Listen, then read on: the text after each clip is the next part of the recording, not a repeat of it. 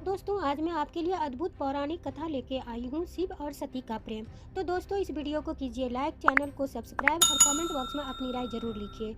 और दोस्तों अंत तक बने रहिए और सुनिए शिव और सती का प्रेम ये कैसे होता है। दक्ष प्रजापति के सभी पुत्रियां गुणवती थी, फिर भी दक्ष के मन में संतोष नहीं था। वे चाहते थे उनके घर में एक ऐसी पुत्री का जन्म हो जो सर्वशक्ति संपन्न हो एवं सर्व विजयनी हो। अतः दक्ष एक ऐसी ही पुत्री के लिए तप करने लगे।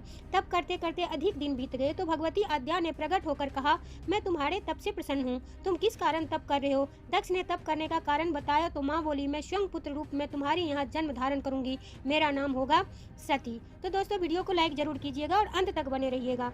मैं सती के रूप में जन्म लेकर अपनी लीलाओं का विस्तार करूंगी। फलतः भगवती अद्या ने सती रूप में दक्ष का यह जन्म लिया।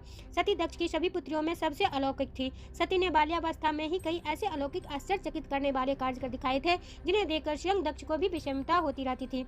जब सती विवाह योग्य हो गई तो दक्ष को उनके लिए वर की चिंता होने लगी। उन्होंने ब्रह्मा जी से इस विषय में परामर्श किया। ब्रह्मा जी ने सती आद्या की अवतार है। आद्या आदि शक्ति और शिव आदि पुरुष हैं, अतः सती के विवाह के लिए शिव ही योग्य और उचित वर है। दक्ष ने ब्रह्मा जी के बात मानकर सती का विवाह भगवान शिव के साथ कर दिया। सती कैलाश में जाकर भगवान शिव के साथ रहने लगी। भगवान शिव के दक्ष के दामाद थे, किंतु किसी वजह से दक्ष के हृदय में भगवान शिव के प्रति बैर और विरोध भाव पैदा हो गया। तो क्यों विरोध भाव पैदा हुआ वो मैं आपको बताऊंगी। दोस्तों अंत तक जरूर सुनिएगा।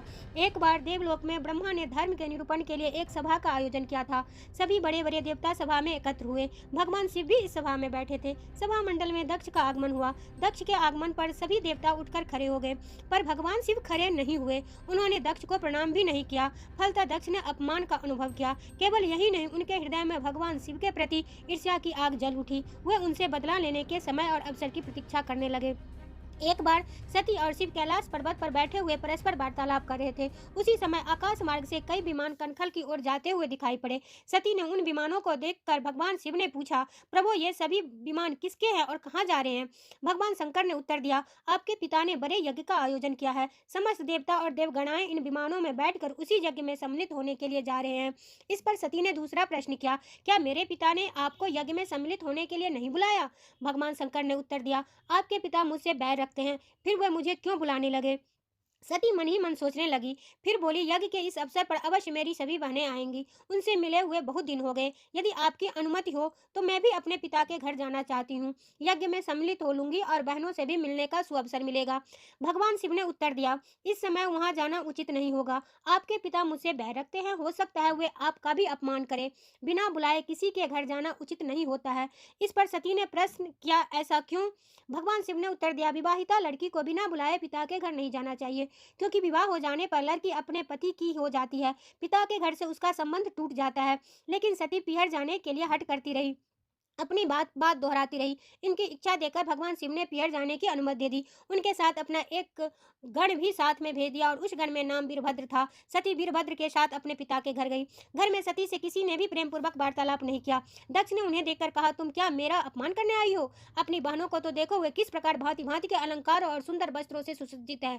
तुम्हारे शरीर पर मात्र बाघंबर है। तुम्हारे पति शमशानवासी है और भूतों का नायक है। वह तुम्हें बंधावर छोड़कर और पहना ही क्या सकता है? दक्ष के कथन से सती के हृदय में पश्चाताप का सागर उमड़ पड़ा। वह सोचने लगी, उन्होंने यहाँ आकर अच्छा नहीं किया। भगवान ठीक ही कह रहे थे, बिना बुलाए पिता के घर भी नहीं जाना चाहिए। पर अब क्या हो सकता है, अब तो मैं आ गई हूँ। पिता के कटु और अपमानजनक शब्द सुनकर भी सती मौन रही। वह उस यज्ञ मंडल में गई जहाँ सभी देवता और ऋषि मुनि बैठे थे तथा युग कंडल में धू धू करती जलती हुई अग्नि में आहुतियां डाली जा रही थी। सती ने यज्ञ मंडप में सभी देवताओं के तो भाग देखे, किंतु भगवान शिव का भाग नहीं देखा। वे भगवान शिव का भाग न देकर अपने पिता से बोली, पितृश्रेष्ठ यज्ञ में तो सबके भाग दिखाई पड़ रहे हैं, किंतु कैलाशपति का भाग नहीं है। आपने उनका भाग क्यों नहीं रखा? दक्ष ने गर्व से उत्तर दिया, मैं तुम्हारे पति शिव को देवता नहीं समझता। वह तो भूतों की स्वामी, नग्न रहने वाला और हड्डियों के माला धारण करने वाला है। वह देवताओं की पंक्ति में बैठने योग्य नहीं है। उसे कौन भाग देगा?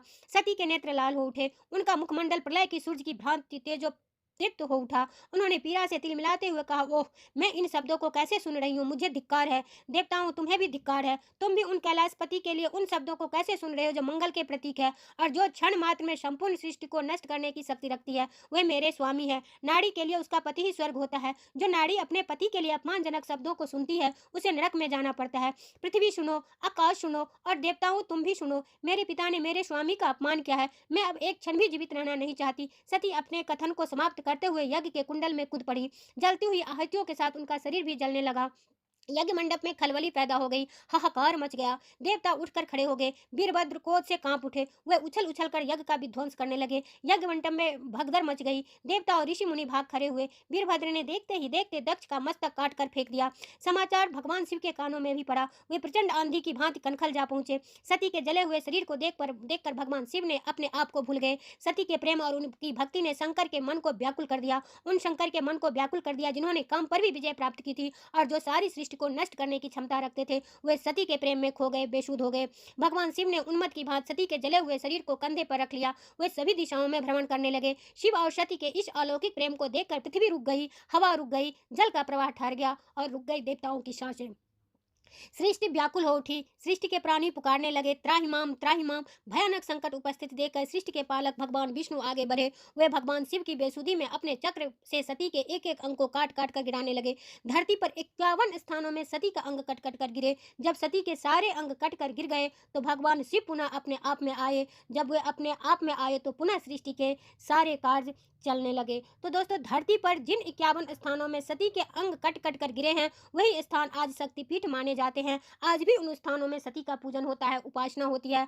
धन्य या शिव और सती का प्रेम, शिव और सती के प्रेम ने उन्हें अमर और वंदनीय बना दिया। तो दोस्तों, वीडियो को कीजिए लाइक और चैनल को सब्सक्राइब कर लीजिए ताकि इस तरह की कहानी मैं आपको सुनाती रहूं, आपको इस तरह की कहानी सुनने का मौका मिले। और अंत तक बने रहने के लिए धन्यवाद।